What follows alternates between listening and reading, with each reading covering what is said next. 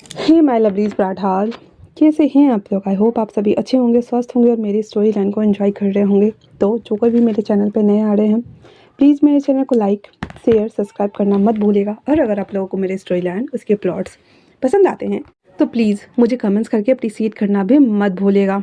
आप लोगों को जैसा भी लगे प्लीज़ मुझे ज़रूर से ज़रूर बताइएगा। लास्ट पार्ट में हम लोगों ने देखा था कि सिक्स डेमन किंग हमारा जो कि लान वांगजिया था। अब मैं बार बार ना सिक्स डेमन नाम नहीं लूँगी क्योंकि ये यूट्यूब वाला, हाँ समझ रहे हो आप लोग। तो ओनली फॉर मैं डेमन किंग ही बोलने वाली हूँ, ठीक है। तो जो हमारा लान वांगजिया था वो विंग के बॉडी से वो जहर को निकाल चुका था और विंग बेहोश होकर सो रहा होता है। कुछ घंटे बाद जब विंग को होश में आता है तो वो देखता है कि वो एक झोपड़े में है। मतलब झोपड़ा नहीं बोल सकते, पर हाँ वो पुराना घर था। वो वहाँ पे लेटा हुआ है। वो फटाक से उठ के बैठ जाता है। उसकी बॉडी में अजीब सी एनर्जी का एहसास उसे हो रहा था। उसकी बॉडी उसे लाइट मालूम पड़ रही थी और माथे पे एक ईविल वाला जो सैम्बल होता है वो लाइट कर रहा होता है। वो जब खड़ा होता है तो देखता है कि उसके माथे पे ना अजीब सा त्रिशूल टाइप का ईविल वाला सैम्बल अपीयर हुआ है। एंड देन देखते देखते वो गायब हो जाता है। कहता है ये क्या है। फिर उसे याद आता है कि हाँ उसे एक डेवल किंग ने उठा करके लाया हुआ था। वो आजू बाजू में एक डंडा ढूंढता है। ढूंढने के बाद धीरे धीरे करके जैसे ही आता है, हम जो उसके सामने आ जाता है। रिंग धड़फड़ा के नीचे गिर जाता है और कहता है मुझे दूर रहिए डेमन किंग। मैं आपका खाना नहीं बनना चाहता। मेरे अंदर कुछ भी नहीं है। मैं तो छोटा सा बच्चा हूँ ना। तो वांगजे से कहता है हानियांग डरो नहीं, मैंने तुम्हारी जान बचाई है। बदले में तुमने अपनी किस्मत मुझे दी है। और चलो तुम्हें दुनिया घूमना था ना। तुम ही तो कह रहे थे कि मुझे दुनिया घूमनी है, मुझे इस दुनिया में नहीं रहना है। तो हानियांग बड़ा सा क्यूट वॉइस में कहता है कि आपने सुना था मैंने ये सब कुछ कहा था। तो कहता मैं वहाँ ऊपर उसी डाल पे तो बैठा हुआ था ब्लॉसम ट्री के ऊपर। क्या तुमने मुझे नहीं देखा। हानियांग बड़ा पाउटी लिप्स के साथ कहता नहीं। फिर कहता चलो मेरे साथ। फिर वांगजी उसे अपनी गोद में लेता है, कंधे पे बिठाता है एंड देन उड़ना शुरू करता है। वांगजी 3 दिन 3 रात तक विंग को हर जगह ले जाता है घुमाने के लिए। पूरा चाइना का वो सैर करा चुका था। हर पहाड़ पर्वत नदियों झरनों को पार करता हुआ उसे हर सिटी हर नगर को घुमा चुका था, दिखा चुका था। बहुत सारी चीज़ें वो खिला चुका था। जो हानियांग बोलता था वो सभी चीज़ें उसे खरीद कर दे रहा होता है। उसके बाद वापस से उसे ब्लॉसम ट्री के पास लाकर छोड़ते हुए कहता है आज से ठीक 10 साल बाद, मतलब जब वो 20 साल का हो जाएगा तब मैं तुम्हें लेने आऊँगा। तुम्हें मेरे साथ चलना होगा, चलोगे ना तुम। आर्यन कह देता है मैं आपके साथ चलूँगा, आप आएंगे ना। तो वो कह देता है मैं आऊँगा, पर याद रखना तुम मेरे पार्टनर हो, भूलना मत तुम मेरा साथी हो ना। तो विंग कह देता है मैं आपका साथी हूँ। और फिर इतना बोलकर वो छोटा हैंड वांगजी के हैंड में दे देता है। वांगजी उसके छोटे हैंड को अपने हाथ में लेते हुए कहता है 10 साल और वेट करना है मुझे। इतना बोल करके वो विंग के फोरहेड पे किस करता है और वहाँ से देखते देखते गायब हो जाता है। विंग जब ढूंढता है उसे तो उसे कहीं नहीं मिलता। तभी झांगझिंग भागता हुआ आता है और आनियंग को गले लगाते हुए कहता है आनियंग तुम कहाँ चले गए थे। तुम्हें पता है हम तुम्हें कितना ढूंढ रहे थे। तुम पिछले 4 दिन से गायब हो। तुम कहाँ थे बताओ मुझे। आनियंग कहता है 4 दिनों से मैं गायब था। तभी मैडम यू दोनों को सेपरेट करते हुए कहती हैं झांगझिंग तुम भूल रहे हो वो एक नौकर है, तुम्हें उसके साथ नौकरों जैसा ट्रीट करना है। इतना बोलकर वो जीडियन उठाकर जैसे ही मारने वाली होती है, झांगझिंग बीच में आ जाता कहता है मॉम आप उसे नहीं मार सकती, मैं उसका जांगफू हूँ और एक जांगफू अपने हस्बैंड का प्रोटेक्ट जरूर करता है, इसलिए आप उन्हें नहीं मारेंगी मॉम। इसकी ये बातें सुनकर झांग को बहुत ज़्यादा गुस्सा आता है और वो कहता है झांगझिंग तुम शायद भूल रहे हो कि वो एक सर्वेंट है। फिर वो अपने सर्वेंट को बुलाता है एंड देन झांगझिंग को वहाँ से ले जाकर के उसके कमरे में बंद कर दिया जाता है। उसके बाद जैसे ही मैडम यू अपनी जेडियन निकालती है उसे मारने के लिए, विंग चुपचाप मार खा रहा होता है। उसके ऊपर एक शील्ड थी जो कि उसे चोट नहीं लग रहा था। जब फर्स्ट जेडियन पड़ता है तो विंग देखता है कि उसे बिल्कुल भी चोट नहीं लगी। वो समझ गया था कि ये उसी का असर है, इसलिए वो बस मार खाने का एक्टिंग कर रहा होता है। 3-4 जेडियन दे देने के बाद, जो कि वो अपना पावर यूज नहीं कर रही थी, ओनली पर कोड़े की तरह यूज कर रही थी, उनका गुस्सा ठंडा हो जाता है और वो वहाँ से चली जाती हैं। उसके बाद आनियंग झूठ मूठ का सहलाते हुए अपने कॉटेज में आता है, जहाँ पे बहुत सारे उसके भाई बहन और थे ऑलरेडी।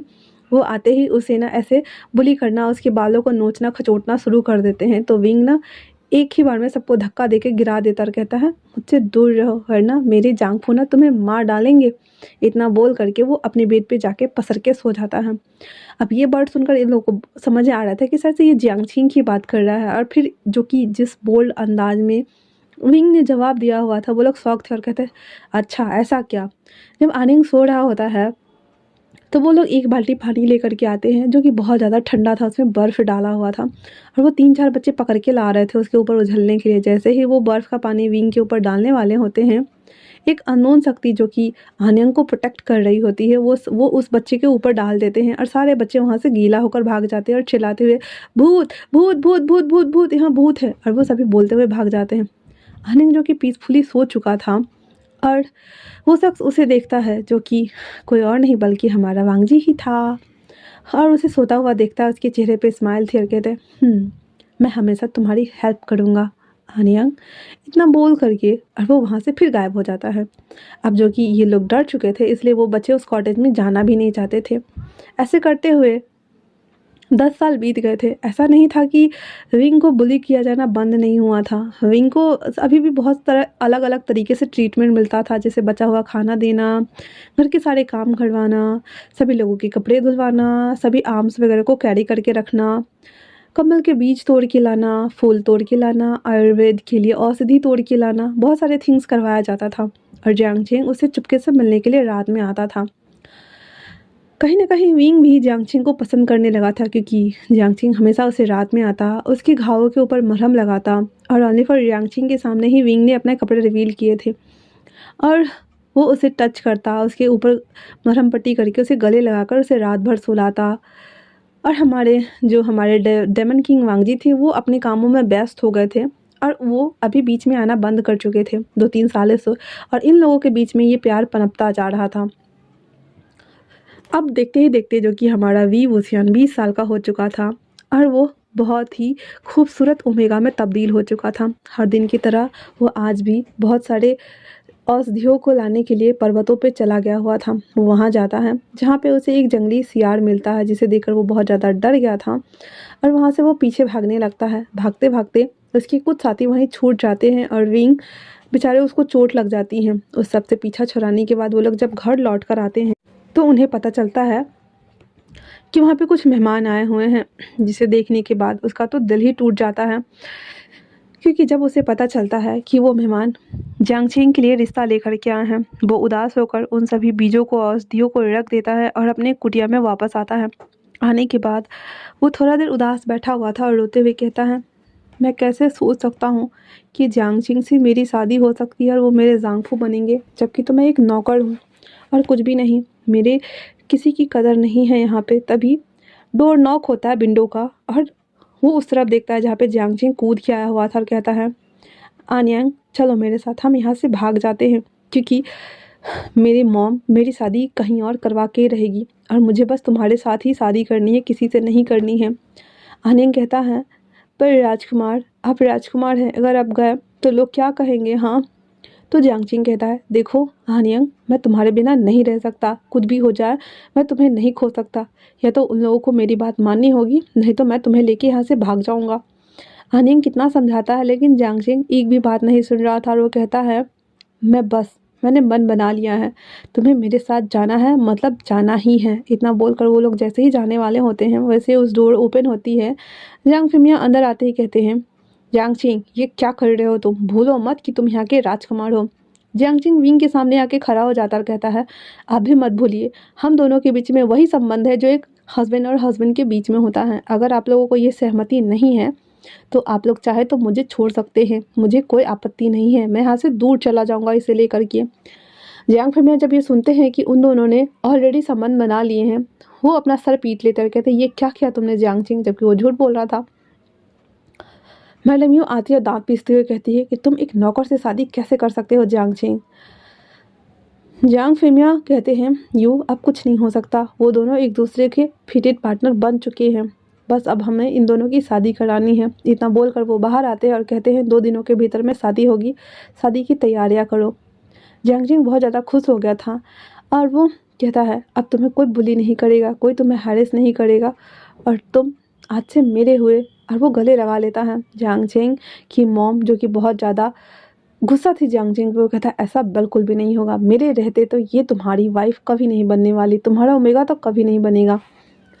शादी वाले दिन जियांगजिंग अपने रूम में तैयार हो रहा था, वही मैडम यू विंग के कमरे में आती है और बहुत सारा सामान लेके आई हुई थी और कहती है आखिरकार तुम्हें वो जगह मिल ही गई जो तुम हमेशा से चाहते थे, फंसा ही लिया मेरे बेटे को अपने चुंगल में, और अब हम सभी के छाती पे बैठ के मुँह डाला तुम। ये लो कपड़े और ये सब कुछ हो जाए, ये इत्र लगा लेना ताकि तुम बाकी और अल्फाज को अपनी तरफ अट्रैक्ट कर पाओ। तुम्हारा तो यही धंधा है ना, लोगों को अट्रैक्ट करना और उनका सब्स्टिट्यूट बनना। जिनको ये वर्ड बहुत ज़्यादा बुरा चुभने वाला लग रहा होता है, लेकिन वो कुछ नहीं कहता उसके जाने के बाद, क्योंकि वहाँ पे उसको सजाने के लिए कोई दासियाँ भी नहीं आई थी। वो खुद ही धीरे धीरे करके जैसे तैसे करके रेडी होता है। वो बहुत ज़्यादा प्रिटियस लग रहा होता है, बहुत खूबसूरत। उसके बाद वो इत्र, जैसे ही वो इत्र को वो ऐसे अपने ऊपर लगाना शुरू करता है, वो जो कि उसमें पॉइजन मिला हुआ था, वो इविल वाला जो सैम्बल बना था उसके माथे में, वो अपने आप ही एक्टिवेट हो जाता है। तब जा कर के हंग जी, जो कि अपने कार्यशाला में इतना ज़्यादा बिजी हो गया था अपने डेमन वर्ल्ड में, वो भूल गया था कि उसका कोई पार्टनर भी है। जब उसे सैम्बल अपने हाथों में ऐसे एक्टिवेट होते हुए देखता है तो कहता है क्या हुआ है तुम्हें आखिरकार आन्यांग। उसके बाद एक दूत भागता हुआ आता और कहता है डेमन किंग आपको पता है आपका जो फिटेड पार्टनर है ना, जिसके साथ आपने अपनी डेस्टिनी बदली है, आज उसका शादी है। अब फिर वो एक जादुई मिराज बनाता है, वहाँ से उसे दिखाई देता है कि हाँ वो रेडी हो रहा है और उदास बैठा हुआ है।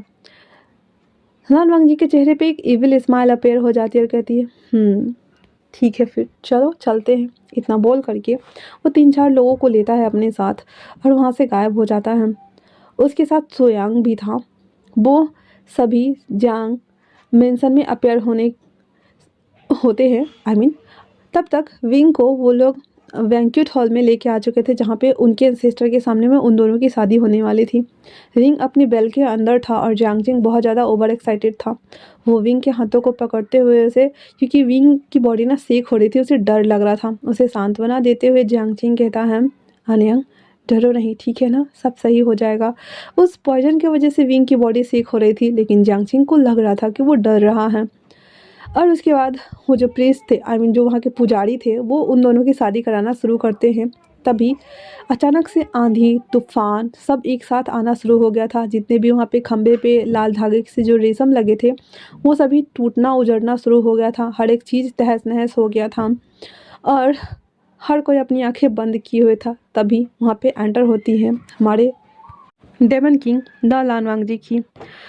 वो पूरा काला लिबास पहने हुए था, उसके पीछे भी एक और लॉन्ग लिबास था जो कि पीछे से ऐसे फहराता हुआ आ रहा होता है। उसके माथे पे एक खूबसूरत सा मुकुट था, उसके फोरहेड पे बहुत सुंदर सा टीका का डिज़ाइन बना हुआ था। उसकी आंखें नैन नक्श मृग नैनी के जैसे नसीली और गहरी थी। उसके लिप्स रेड चेरी ब्लॉसम के जैसे बहुत ही ज़्यादा सॉफ्ट और पतले लग रहे थे। वो उसका ऑरा एकदम दमदार लग रहा होता है। अंदर आते ही वो चिल्लाते हुए कहता है किसकी आखिर हिम्मत कि वो मेरे ओमेगा से शादी कर सके। जैसे ही इतना सुनना हुआ था कि वो तूफान थम गया था उस कमरे का भी। सभी लोग पलट कर देखते हैं जहाँ पे वो लानवांग जी को देखते हैं। जैसे ही वो लानवांग जी को देखते हैं, क्योंकि उसके चेहरे के ऊपर ना एक आँख के ऊपर छोटा सा और मतलब टेढ़ा करके मास्क था, आधा चेहरा ढका हुआ था और एक साइड से सिर्फ एक आँख ऐसे करके टेढ़ा करके मास्क पहना हुआ था उसने। उसे देखते ही सबको सिंबलाइज हो गया था कि ये और कोई नहीं बल्कि 6 डेमन ही है। वो सब एक साथ चौंकते हुए कहता है डेमन किंग। विंग जब ये वर्ड सुनता है तो वो भी उत्सुकता से उस ओर देखता है, जो कि वेल में होने की वजह से उसे दिखाई नहीं दे रहा था, बट फिर भी वो देखने का ट्राई करता है। वांग जी एक ही झटके में उसके पास आता है और जियांगजिंग को गला दबाते हुए कहता है तुमसे किसने कहा, क्या तुम्हें अपनी ज़िंदगी प्यारी नहीं है कि तुम मेरे ओमेगा से शादी कर रहे हो। हाँ, विंग कहता है आप ये क्या कर रहे हैं, मैं और आपका ओमेगा कैसे हो सकता हूँ भला। अब तो लान वांगजी का गुस्से का पारा 7वें आसमान पे चढ़ा हुआ था और वो उसको गुस्से से घूर रहा होता है। जियांगछेन को हवा में उड़ा करके नीचे फेंक देता है और विंग को अपनी गोद में लेकर वहाँ से वापस रिटर्न आने लगता है। विंग उसको मारते हुए कहता है, ये आप क्या कर रहे हैं, छोड़िए हमें, आप हमें कहाँ लेके जा रहे हैं, आप हमें इस तरह से नहीं लेके जा सकते, वो हमारे होने वाले जांगफू हैं। जैसे ही वांगजी ये वर्ड सुनता है उसको बहुत तेज गुस्सा आता है। वो एक ही झटके में वहाँ से गायब होकर डेमन वर्ल्ड में अपीयर होता है और वो भी अपने बेडरूम में। वहाँ लाने के साथ ही वांगजी विंग को एक ही झटके में बेड के ऊपर फेंक देता है और उसके बैल को खींचते हुए उसके सामने आते ही कहता है, क्या कहा तुमने, वो तुम्हारा होने वाला चांगफू। और इतना बोलकर उसके गले को वो दबा देता और कहता है, भूलो मत, तुम मेरे ओमेगा हो, तुम मेरे पार्टनर हो, क्या तुम भूल गए हो। हाँ, अविंग को 10 साल पहले वाली बात कुछ भी याद नहीं थी क्योंकि वो तो बचा था और ऊपर से उस दिन उसे मार पड़ी थी, उसे हल्का हल्का बुखार भी आया था जिस वजह से उस दिन की मेमोरी ही उसकी चली गई थी। मतलब उसे कुछ भी याद नहीं था, बस धुंधला धुंधला और कुछ नहीं।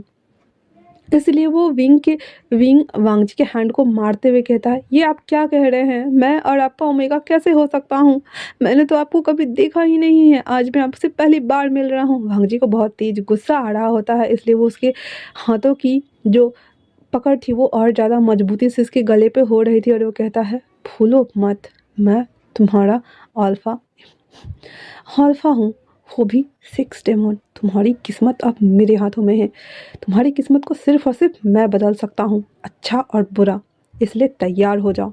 इतना बोल करके वांगजी अपने ऊपर के जो बहुत लॉन्ग वाला जो गाउन टाइप से बोल सकते हैं वो वेयर किया हुआ था, जो पीछे से फहराते हुए आ रहा था, उसे उतारता है और धीरे धीरे करके विंग के ऊपर आना स्टार्ट कर देता है। तो आज के लिए इतना ही। कैसा लगा आप लोगों को ये पार्ट, मुझे कमेंट्स करके ज़रूर बताना यार। और एक बात, आपको पता है ना मेरे 4 चैनल हैं।